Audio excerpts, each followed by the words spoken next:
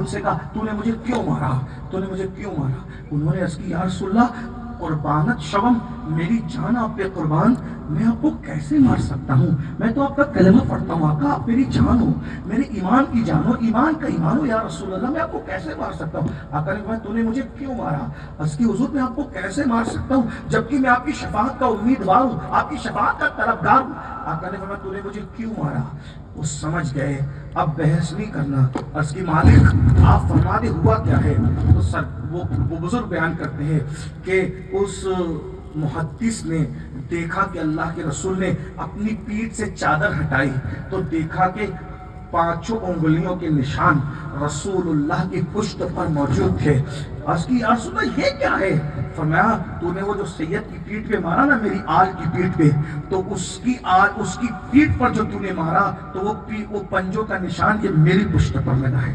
حضور اپنی آل سے اتنی محبت کرتے ہیں، اتنا پیار۔ اب میں سوچتا ہوں کہ جب اس محدث نے انجانے میں شاگرد سمجھ کر اپنے شاگرد کو جو نبی سے نسب رکھتا تھا پیٹھ پہ مارا تو نشان حضور کی پیٹھ پہ پڑ گئے، وہ تو اللہ اکبر جو نبی کا ڈائریکٹ بیٹا ہے، جسے قرآن ابنا انا کہتا ہے، جب اس کے وجود پر تیر چل رہے ہوں گے تو رسول اللہ کے وجود پر کیا گزر رہی ہوگی؟ جس نے علی اکبر کا لاشا اٹھایا ہوگا اس وقت رسول اللہ کے دل پہ کیا گزر رہی ہوگی؟ جس نے امام قاسم کا لاشا اٹھایا ہوگا اس وقت رسول اللہ کے دل پہ کیا گزر رہی ہوگی؟ یہ کوئی ڈھکا چھپا نہیں ہے بلکہ صحیح میں موجود ہے کہ حضرت عبداللہ ابن عباس کو بتا دیا تاکہ امت کو پتا چل جائے کہ نبی کے دل پہ 61 ہجری کے 10ویں محرم کو نبی کے دل پہ کیا گزری تھی۔ ام المومنین سیدہ ام سلمہ کو بتا دیا کہ 61 ہجری کی 10ویں محرم کو رسول اللہ کے دل پہ کیا گزری تھی۔ کریم نگر میں بیٹھنے والوں خجور حسینیوں سنو، یہ 2 بزرگوں نے اپنا خواب بیان کیا کہ جب محرم کی 61 ہجری کی 10 تاریخ تھی، جمعہ کا دن تھا، ام المومنین سیدہ ام سلمہ سو رہی تھی اور حضرت عبداللہ ابن عباس بھی سو رہے تھے۔ انہوں نے خواب میں کیا دیکھا؟ رسول اللہ کی زلفیں بکھری ہے۔ اللہ اکبر، جب میں اس مقام پر آتا ہوں تو میرا کلیجہ کانپ جاتا ہے کیونکہ حضور کی زلفیں کبھی نہیں بکھری تھی۔ احد کے ہنگامے نے نبی کی زلفوں کو بکھرنے نہیں دیا، خندق کے ہنگاموں سے نبی کی زلفیں کبھی نہیں بکھری۔ احد کے اندر دندان شہید ہوئے مگر زلفیں نہیں بکھری۔ کیوں؟ اس لیے کہ میں بہت تفصیل سے کبھی بیان کر چکا ہوں ہر جگہ پر کہ نبی کی زلفیں اس لیے نہیں بکھرتی تھی کہ شان پنجے قدرت تیرے بالوں کے لیے کیسے ہاتھوں نے سنوارے ہیں تمہارے گیسو، مگر اللہ اکبر 70 شہیدوں کا جنازہ پڑھایا احد میں مگر زلفیں نہیں بکھری۔ مگر 61 ہجری کی 10ویں محرم کو نبی کی زلفیں بکھری ہوئی ہیں، داڑھی پر گرد و غبار چوم رہے ہیں۔ مورخین نے تو لکھا ہے کہ داڑھی پر گرد و غبار دیکھا گیا، لیکن میں فکر رضا کا وارث ہوں، فکر رضا ہماری محافظ ہیں، اس لیے میں بہت محتاط جملے میں بات کر دوں۔ حضور کی داڑھی شریف پر گرد و غبار چوم رہے تھے، حضور کا جسم پر جو جبہ لباس تھا وہ خون آلود تھا اور آنکھوں سے آنسو بہ رہے تھے۔ حضور 61 ہجری 10ویں محرم کو جمعہ کے دن ام المومنین ام سلمہ کے خواب میں نظر آئے، روتے ہوئے نظر آئے، حضرت ابن عباس کے خواب میں روتے ہوئے نظر آئے اور کہتے ہیں یہ دونوں کہتے ہیں دونوں کا خواب بالکل سیم ہے۔ اور اگر کوئی کہتا ہے یہ تو خواب ہے، یاد رکھنا نبی کا خواب وہی ہوتا ہے، صحابی خواب بیان کر دے تو وہ حدیث کے زمروں میں آتی ہے، اس لیے یاد رکھنا۔ شیشی ایک بوتل تھی جو رسول اللہ کے ہاتھ میں تھی اور حضور علیہ الصلوۃ والتسلیم کی یہ کیفیت دیکھی تو دونوں نے الگ الگ خواب دیکھا، دونوں کا خواب مکس کر کے بیان کر رہا ہوں۔ عرض کیا یا رسول اللہ قربانت شمم، آقا ہم آپ پر قربان ہو جائیں، ہماری جانیں آپ پہ قربان ہو جائیں۔ حضور یہ بکھری ہوئی زلفیں، یہ گرد و غبار داڑھی شریف کو چومتے ہیں اور جبے پر میرے آقا خون کے دھبے۔ کیا ہوا؟ آقا نے فرمایا ابھی حسین کی قتل گاہ سے آ رہا ہوں، میرا بیٹا حسین کربلا میں شہید ہو گیا، صبح سے لے کر اب تک میں اپنے بیٹے حسین اور اس کی اولاد و آوان و انصار کا خون اس بوتل میں جمع کر رہا تھا۔ پتا چلا سنیو لوگ دیکھ رہے تھے کہ خون زمین پہ گر رہا ہے.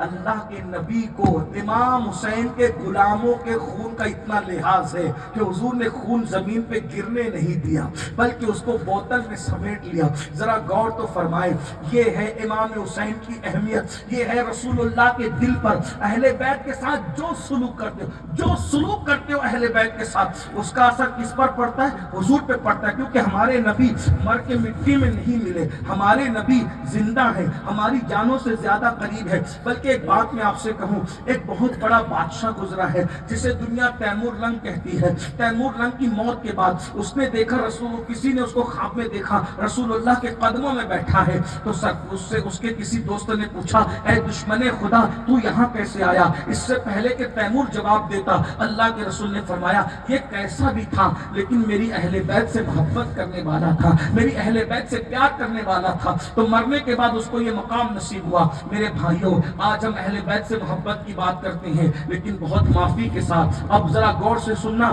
میری تقریر کے اینڈ کا حصہ غور سے سننا, کچھ یاد رہے نہ یاد رہے. دیکھو, جس سے محبت ہوتی ہے اس کا لحاظ کرنا پڑتا ہے. کیا لحاظ کرنا پڑتا ہے؟ ایک ہوتا ہے جسم اور ایک ہوتا ہے دل.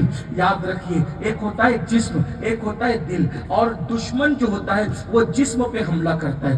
دشمن جو کچھ کرتا ہے جسم پہ کرتا ہے. تیر برسائے گا جسم پہ, پتھر برسائے گا جسم پہ, دھول اڑائے گا جسم پہ, کچرا اڑائے گا جسم پہ. لیکن جو محبت کرتے ہیں ان کی ہر ادا کا اثر دل پہ پڑتا ہے. یاد رکھنا, جس سے محبت ہوتی ہے اس کی چھوٹی چھوٹی چیزیں بھی بہت تکلیف پہنچاتی ہے. جے پور کے گجور مسلمانوں, اے میری قوم کے جوانوں, ہمیں تم پہ فخر ہے کہ تم حسینی ہو. لیکن ایک بات کہتا ہوں, جب تم محبت کرتے ہو امام حسین سے تو بتاؤ, امام حسین سے پوچھو, امام مدینے میں تو آپ کے بڑے جلوے تھے, مدینے والے لوگ آپ کے آگے ہاتھ باندھ کے کھڑے رہتے تھے, مدینے والے آپ کو اپنے جمگٹے میں رکھتے تھے. حضرت سیدنا امیر معاویہ رضی اللہ تعالیٰ عنہ سے ایک مرتبہ کسی نے پوچھا کہ میں مدینہ منورہ جا رہا ہوں, میں نے کبھی امام حسین سے ملاقات نہیں کی ہے, آپ مجھے بتائیں کہ اگر میں مدینے جاؤں تو میں پہچانوں گا کیسے کہ حسین کون ہے؟ تو حضرت امیر معاویہ کہتے ہیں, جب مدینے جاؤ تو جو سب سے خوبصورت انسان نظر آئے, پہلی نشانی سب سے خوبصورت وہی حسین ہوں گے. نمبر 2, اہل مدینہ سب سے زیادہ جس کا ادب کرتے ہوں گے وہ حسین ہوں گے. ان کے ارد گرد غلاموں کا جمگٹا لگا ہوگا وہ حسین ہوں گے. وہ سر جھکا کر مسجد میں ہوں گے وہ حسین ہوں گے. آپ بتائیں کہ یہ نشانی حضرت امیر بتا رہے ہیں, حضرت امیر معاویہ بتا رہے ہیں. اللہ اکبر, توجہ فرمائیں, غور فرمائیں. اب آپ سے پوچھتا ہوں, ہم نے محبت کی ہے, آخر پوچھو اتنی عزت تھی مدینہ منورہ میں کہ لوگ پیدل نہیں چلنے دیتے تھے, اتنا احترام تھا مدینہ منورہ میں کہ بچوں کو بھی پیدل نہیں چلنے دیتے تھے. جب غازی عباس اور شہزادہ علی اکبر دونوں مل کر مدینے کے بازار میں آتے تھے تو بھیڑ لگ جاتی تھی نبی کے شہزادوں کو دیکھنے کے لیے. یہ محبتوں کا ماحول تھا. لیکن مدینہ طیبہ کی راحتیں چھوڑ کر کربلا کے ریگزاروں پر کیوں آئے پوچھئے, امام سے پوچھئے. اور میری گفتگو یہ میرا درد دل ہے, سنیو, کیوں آئے؟ شہزادہ علی اکبر ہم شبیہ پیمبر خاک و خون میں تڑپتا دیکھا نا. آپ کو پتا ہے حسین ابن نمیر, سوات سے حسین ابن نمیر وہ بندہ قاتل ہے حضرت سیدنا شہزادہ امام علی اکبر کا. جب حسین ابن نمیر نے شہزادہ علی اکبر کے سینے میں جو ہے وہ نیزہ کوسا اور نیزہ ڈالا, شہزادہ علی اکبر زمین پر آئے. جب زمین پر آئے تو اس نے لات مار کر کے نیزے کا حصہ توڑ دیا اور توڑ کر کے کہا, حسین بہت بہادر بنتا ہے, اب بیٹے کے سینے سے جو ہے یہ نیزہ نکال کے بتا, تب تیری بہادری سمجھ میں آئے گی. آپ سے پوچھتا ہوں, یہ کیفیت ایک باپ کے دل پر, ایک کیفیت, تم بھی بیٹوں کے باپ ہو, تم بھی بچوں کے باپ ہو, اور اللہ نے ہمیں بھی پنجتن کے غلام اور کنیزیں عطا کی ہے. بچے اگر تیز رفتاری کے ساتھ بائک بھگا کر نکل جائیں تو ہمارا دل دھک دھک کرتا ہے. بچوں کی بیماری کا ذکر سنے, گھر سے فون آ جائے, بچے کو بخار ہے, تقریر میں دل نہیں لگتا, سفر میں دل نہیں لگتا, بیٹی بیمار ہے, دل نہیں لگتا. اس 56 سال کے امام حسین نے اپنے بیٹے کے سینے سے کس طریقے سے نیزہ نکالا ہوگا، اور 19 سال کے بھتیجے قاسم کی لاش اٹھا کر کیسے لائے ہوں گے، اور 6 مہینے کا ننھا سا بچہ جب گود میں آخری ہچکی لے کر کے شہید ہوا ہوگا، اس وقت امام علی مقام کے دل پہ کیا گزری ہوگی۔ لیکن کربلا ہوا کیوں؟ کربلا ہونے کی وجہ کیا تھی؟ دین پہ وقت آیا تھا، یزید کلمہ پڑھ کے نماز کا نظام ختم کرنا چاہتا تھا، یزید کلمہ پڑھ کے نشے کو پرموٹ کرنا چاہتا تھا، یزید کلمہ پڑھ کے پردے کا نظام ختم کرنا چاہتا تھا، یزید کلمہ پڑھ کے سوتیلی ماؤں کو پاپ کی نظر سے دیکھنے کو حلال کر دینا چاہتا۔ خواجہ حسن نظامی نے یہاں تک لکھا ہے کہ اس نے اپنی سوتیلی ماں پر پاپ کی نظر ڈالی۔ آگے کا پورا قصہ آپ ادھر جا کر کے پڑھیں، میں اس سے زیادہ نہیں کہہ سکتا۔ اور شیخ محقق شیخ عبدالحق محدث دہلوی نے لکھا کہ وہ ام المومنین سیدہ عائشہ صدیقہ کو گالیاں دیتا تھا۔ ام المومنین جس کے بستر پہ قرآن نازل ہوتا تھا، وہ ام المومنین جو ایسی طیبہ اور طاہرہ ہے کہ جس کی عظمت میں اللہ نے سورہ نور کی 18 آیتوں کو نازل فرمایا، وہ ام المومنین کو وہ گالیاں دیتا تھا۔ جو گالی دیا تھا وہ گالی میں نقل نہیں کرتا، میری عظیم ماں، عظمت والی ماں، مفتی 4 ملت، میرے رسول کی آنکھوں کی ٹھنڈک، محبوبہ محبوب رب العالمین، میں کیا عرض کروں، اتنا گندا اور ناپاک تھا۔ اس کا مطلب یہ کل ملا کر جو آج سب کچھ ہمارے معاشرے میں، مسلمانوں کے معاشرے میں جو کچھ ننگا ناچ ہو رہا ہے، یہی یزید کا خواب تھا۔ یزید وہی معاشرہ بنانا چاہتا تھا جو آج ہمارے معاشرے میں ہے۔ کلمہ تو ہو، پردہ نہ ہو، کلمہ تو ہو، نماز نہ ہو، کلمہ تو ہو، تلاوت قرآن نہ ہو، کلمہ تو ہو، نشہ ہو، کلمہ تو ہو، پاپ ہو، کلمہ تو ہو، زنا ہو، کلمہ تو ہو، لڑکوں کے ساتھ بدکاریاں ہو، بدفعلیاں ہو۔ اللہ اکبر، یہ سب یزید کے دیکھے ہوئے خواب تھے۔ امام حسین اس کے خلاف کھڑے ہوئے اور کھڑے ہو کر کہا، تیرے ہر خواب کو چکنا چور کر دوں گا، میں اپنا گھر چھوڑوں گا لیکن شریعت بچاؤں گا۔ علی اکبر خاک و خون میں تڑپتے رہیں گے، یہ منظر دیکھ لوں گا لیکن نظام نماز کو تڑپتا ہوا نہیں دیکھوں گا۔ قاسم کو خاک و خون میں تڑپتے ہوئے دیکھ لوں گا لیکن پردے کے نظام کو میں کبھی تار تار ہونے نہیں دوں گا۔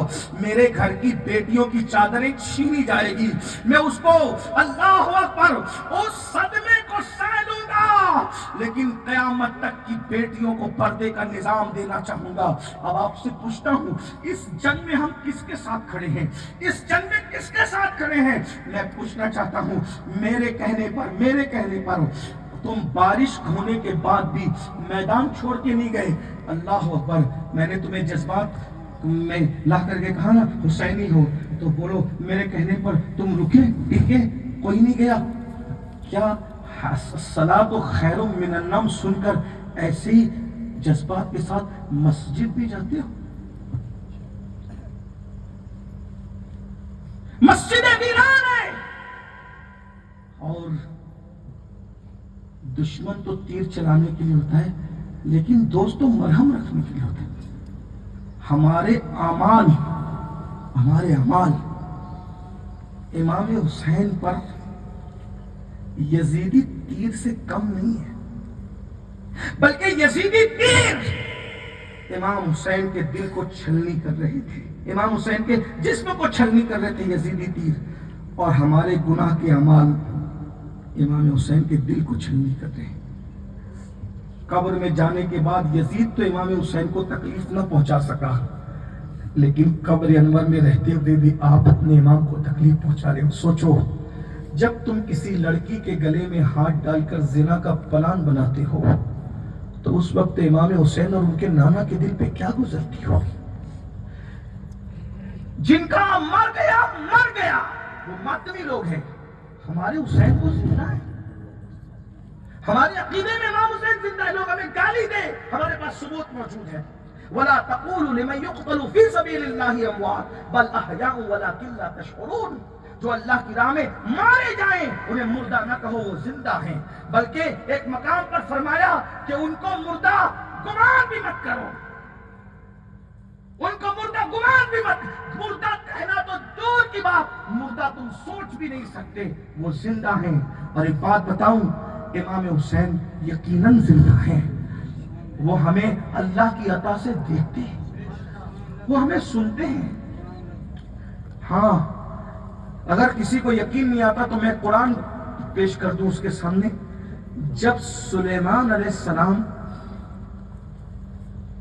کو ایک چونٹی 3 میل کے فاصلے سے دیکھ سکتی ہے اور ان کو سن سکتی ہے، وہ اللہ جو چونٹی کو سننے اور دیکھنے کی اتنی طاقت دے تو وہ جو نبی کا بیٹا ہے اللہ نے اس کو کتنی طاقت دی ہوگی، اللہ نے ان کو کتنی قوت دی ہوگی. لیکن بس اتنا کہنا چاہتا ہوں درد دل کے طور پر، میرے بھائیوں بتاؤ کیا آج مسلمان کے 16 17 سال کے لڑکے اور لڑکیاں زنا اور بدکاری کی طرف نہیں جا رہے ہیں؟ کیا تم نے یہ نہیں سنا رسول اللہ کی زبانی